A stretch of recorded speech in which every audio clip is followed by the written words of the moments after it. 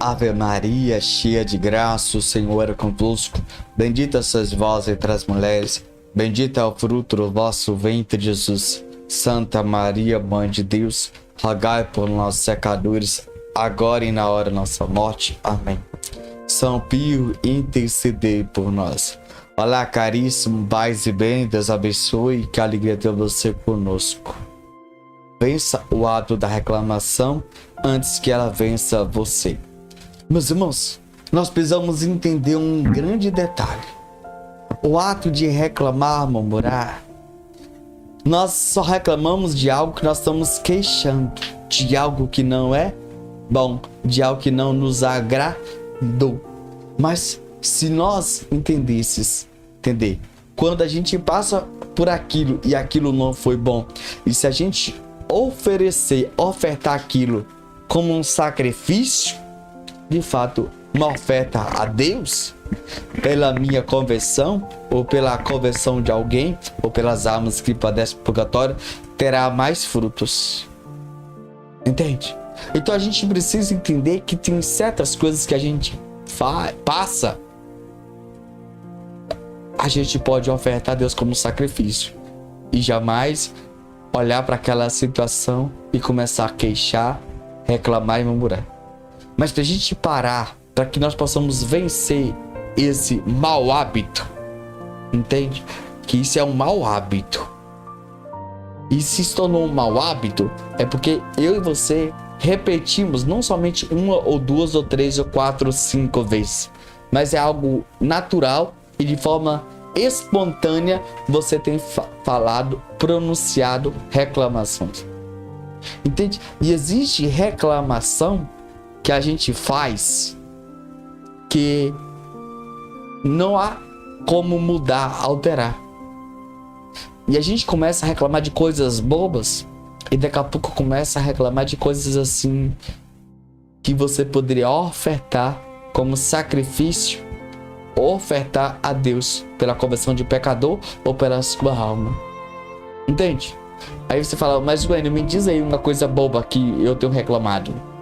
Da comida que tá salgada, da comida que tá sem tempero, reclamado que tá calor, que tá frio. Entende? São coisas assim que não tem mais o que fazer. Pessoas reclamam, o café tá quente, o café tá forte, o café tá ralo, o leite tá quente. Então muitas das vezes a gente tá reclamando, esse ônibus nunca chega, nunca vai chegar nesse destino. Então são coisas que a gente começa a reclamar, coisas bobas. Só que aquilo que você vai falando se torna algo tão normal para você que daqui a pouco você está reclamando de coisas que você não deveria reclamar. E você está falando de coisas que chega a criticar o outro, o próximo. Entende? Como assim? Vou dar um exemplo só na comida. Eu nunca comi comida ruim que fulano já fez. Você tá reclamando e criticando alguém. Entende? Entende? Isso pode ser natural para nós. E você fala para um amigo, esse amigo tem outro amigo, e esse amigo tem outro amigo, e talvez esse amigo é amigo da pessoa que você acabou de almoçar, e aí vai dizer, fulano falou na rua aí que você cozinha mal. Entende? E chegou ao ouvido daquela pessoa que te convidou para comer. E essa pessoa que ficou sabendo não vai mais te convidar para comer. Entende? Um detalhe que a gente precisa compreender tudo isso, esse mau hábito que a gente... E se a gente for olhar, nós como cristãos, nós como católicos, os lábios que louvam, os lábios e a língua que comunga Jesus vivo na Eucaristia, na hóstia santa, não pode ser uns lábios que murmura, reclama. Porque se nós comungamos, nós temos que louvar, bendizer, exaltar, glorificar. Nós temos que agradecer. Nós temos que profetizar. Entende? Então, se você começa a murmurar, daqui a pouco você começa a falar mal do outro. E se você começa a falar mal, daqui a pouco você tá falando palavrão.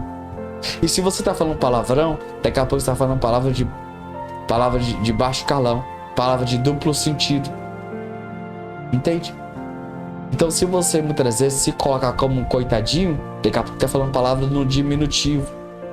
E aí daqui a pouco você está diminuindo pessoas. Você está tratando pessoas como um coitado, como um inútil, como um imbecil, como um burro. E isso é um mau hábito. Aquilo que sai da minha boca, da minha língua, dos meus lábios. Então a gente precisa rever tudo isso. Lembre, o povo que caminhava no deserto, eles reclamaram tanto que andaram em círculo. Mas se a gente for pensar nesse sentido, a gente tem feito isso, a reclamação, de forma natural. E a gente precisa vencer esse mau hábito. Oferecer a Deus. E quando a gente começa a ofertar a Deus aquilo que a gente age de forma natural e normal, a gente pode mudar. E isso só vai acontecer com o desejo dentro de mim. Quando você tiver esse desejo dentro do seu coração.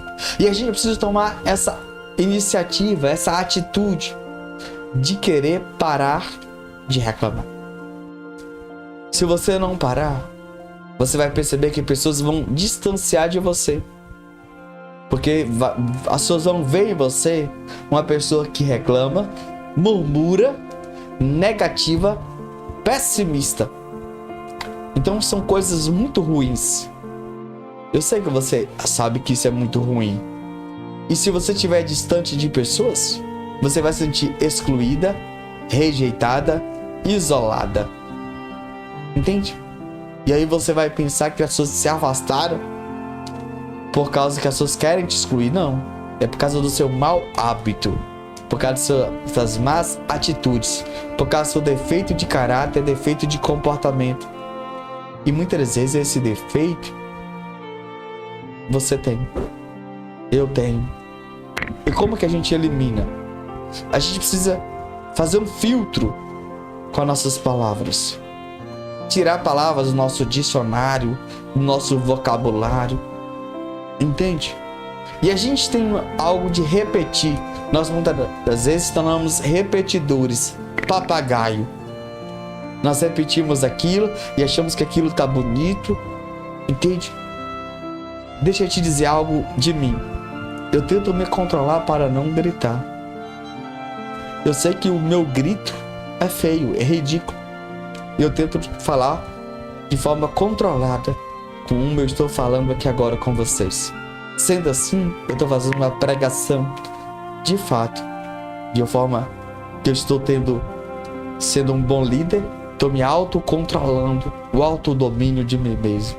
Então, isso é importante na minha vida e na sua vida.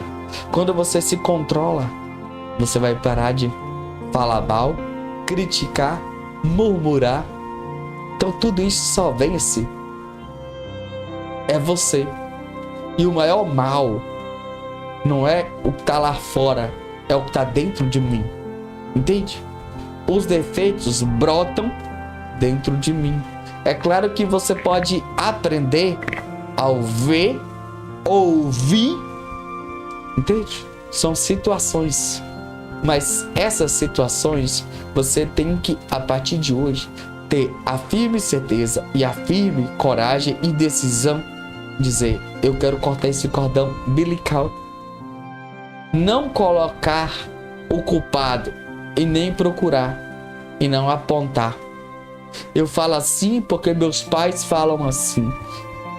Eu ajo dessa forma por causa de um trauma, de um pesadelo, porque eu tenho medo, porque fulano me trata assim, porque eu sempre falei assim. Então a gente precisa rever tudo isso e querer mudar. A decisão de mudar precisa ser sua e precisa ser tomada. Nós não podemos esperar que alguém venha nos catequizar, falar conosco, porque você espera de alguém da igreja uma pessoa educada, simpática, justa, misericordiosa. Entende? Uma pessoa de maturidade. Você espera isso. Você espera de um professor uma pessoa sábia, uma pessoa inteligente, uma pessoa que domina o conteúdo, o assunto. Então a pessoa que olha para mim e para você, então imagina que você é uma pessoa virtuosa, cheia de qualidade. Entende?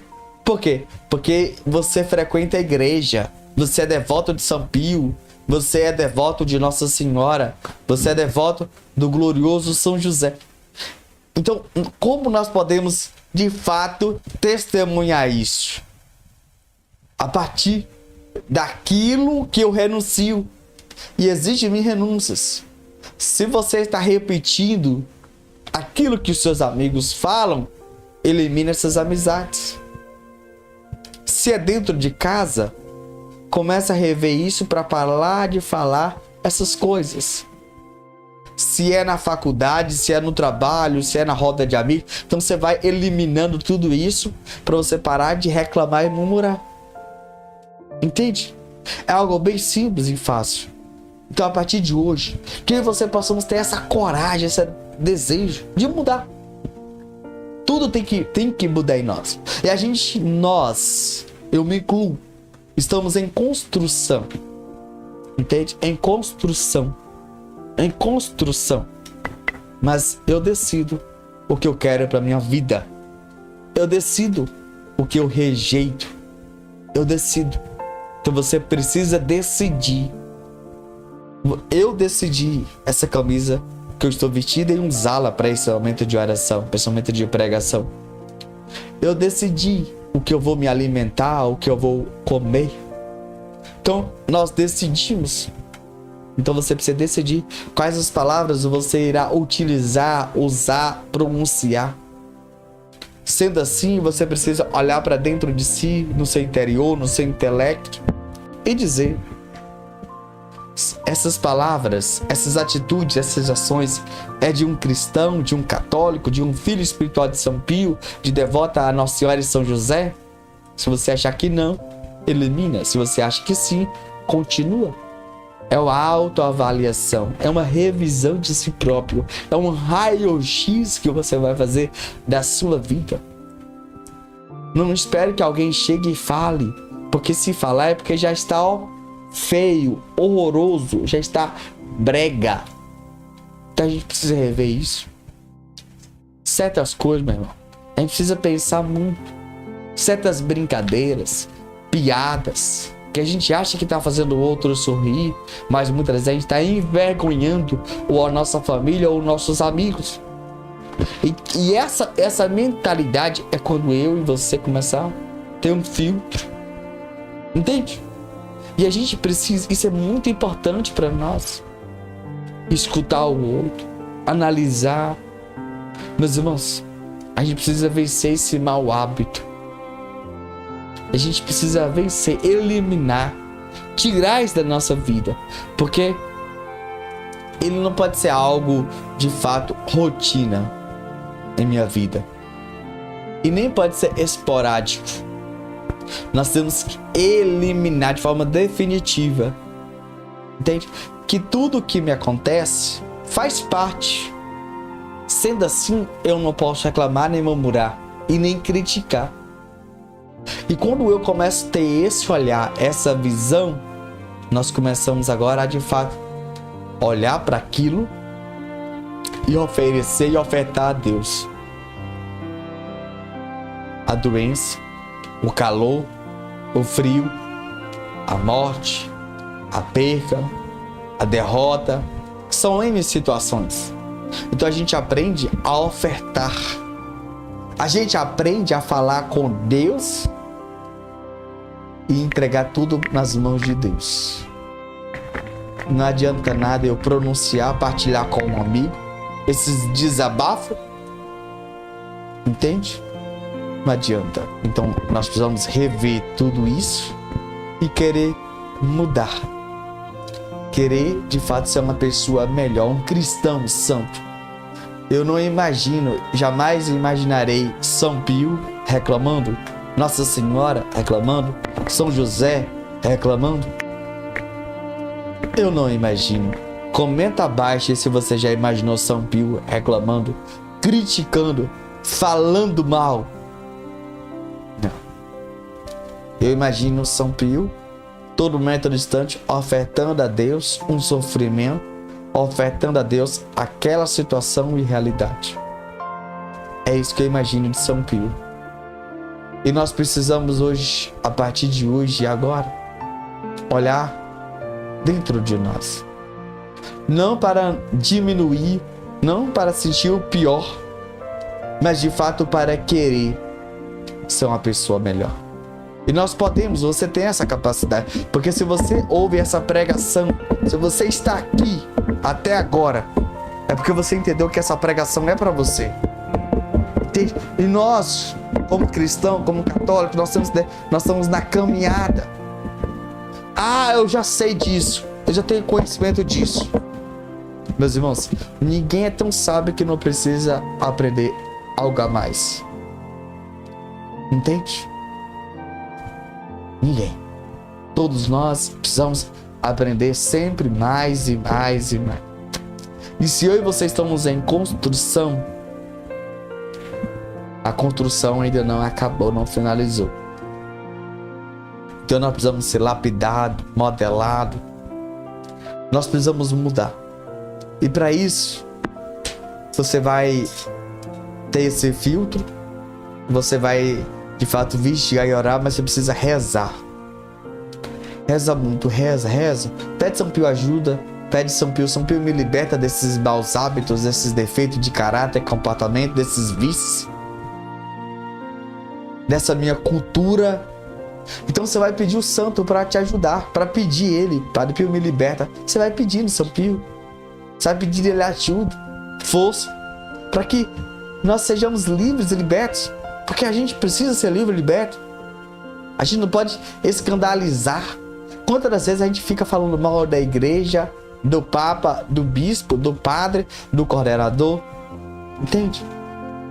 A gente sai da igreja e tá falando mal do outro, ou talvez na igreja e tá fuxicando no ouvido do outro, falando mal do outro. E eu te pergunto, até na casa de Deus isso acontece? Eu te falo, várias vezes aconteceu e acontece. Mas para isso, que eu e você possamos falar, Deus, eu quero mudar. E a gente precisa olhar. A gente precisa olhar para dentro do nosso coração. Nós precisamos olhar para dentro do nosso coração. E esse olhar precisa ser de dentro para fora. De dentro para fora. Veja, meus irmãos, nós estamos nesse mundo em crescimento. A gente precisa hoje querer ser uma pessoa melhor para eliminar o velho que está em nós, porque muitas vezes ele está gritando, e você muitas vezes repete, eu nasci assim, vou morrer assim. O que os outros têm a ver com a minha vida? A boca é minha, eu falo o que eu quero. E a gente tem repetido isso, nós temos dito isso, e a gente quer continuar desse jeito, dessa forma. Mas nós precisamos entender uma coisa: o ato de falar bem, a etiqueta é algo bonito. Nós precisamos ter essa educação na fala, em casa, na rua, todos os lugares. Isso é para todos os cristãos, católicos, todos os seres humanos. Entendeu? Compreende, meu irmão? Nós precisamos hoje refletir e pedir a Deus essa graça de eliminar as murmurações e vencer, e buscar ter uma boca santa que proclama e louva e bendiz o nome poderoso de Jesus. Amém? Nós vamos agora ler um relato que nós retiramos no nosso próprio site. Preste atenção nesse relato que vamos ler a partir de agora, por favor. Lembrando, esse relato foi retirado do site São Pio. Preste atenção nesse relato que vamos ler a partir de agora, por favor.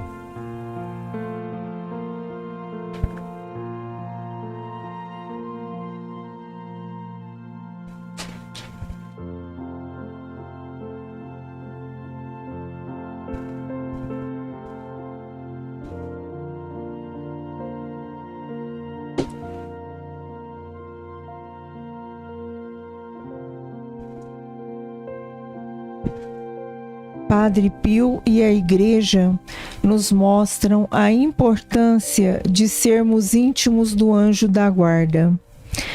Como lemos neste livro, a participação dos anjos na vida dos cristãos tem sua origem no relacionamento que eles têm com Deus. Eles mostram-nos a grandeza e a perfeição de Deus, simbolizando alguns dos atributos do seu infinito ser. Em alguns vemos o seu poder, em outros o seu amor ou a sua força. Cada um deles são uma reprodução da beleza de Deus que reflete toda a sua perfeição. O relacionamento deles com Jesus é o de estar unido a Ele no céu para adorar, servir e amar a Deus. Desta forma, nós compartilhamos com eles a vida divina. Eles esperam por nossa salvação, para que possamos compartilhar com eles a visão beatífica. Na história da Igreja, a devoção aos anjos da guarda remonta a muitos séculos, mas o dia especial de devoção a eles foi determinado como sendo no dia 29 de setembro, festa de São Miguel Arcanjo. Em 1411, em Valença, na Espanha, um ofício divino especial foi preparado e no século seguinte a devoção aos anjos da guarda espalhou-se em Portugal, onde um padre franciscano, Giovanni Colombi, preparou um ofício divino mais detalhado, que foi aprovado pelo Papa Leão X.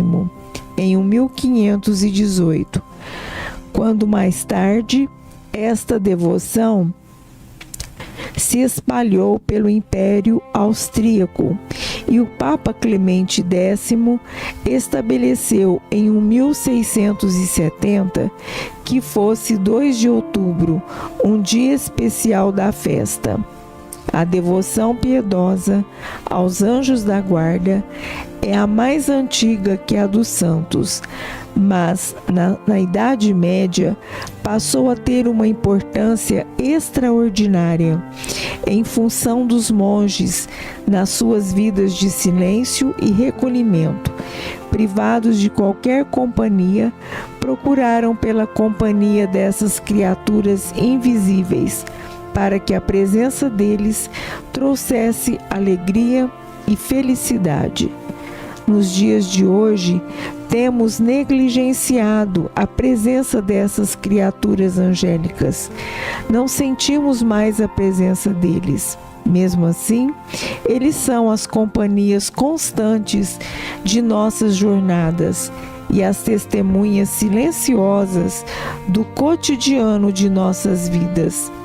É um dogma da Igreja que cada um de nós, ao ser batizado, recebe um anjo que nos acompanha, inspira e guia por todo o tempo da nossa vida inteira. A presença do anjo da guarda ao nosso lado é invisível. Eles são amigos que nos lembram de nossos deveres de cristãos, que temos para com Deus e para com os nossos semelhantes. A Santa Mãe Igreja desenvolveu a veneração a eles e tem nos ensinado a viver com dignidade na presença deles. Ela nos ensinou a voltar-nos para os nossos anjos da guarda nas horas tristes da nossa vida e abandonar-nos a nós mesmos nos seus braços e confiar-lhes todo o nosso amor, afeto e fé. Seguindo o encorajamento da Igreja, vamos determinando-nos, como o Padre Pio fez em sua vida, a ter mais comunicação com os nossos anjos da guarda e a unir-nos a estes mensageiros celestiais, para que através da ajuda deles possamos louvar ao Senhor e trazer mais almas para perto de Deus. Nós nunca deveríamos esquecer-nos de agradecer-lhes, pois que nos guiam no difícil caminho desta vida para a glória da felicidade eterna.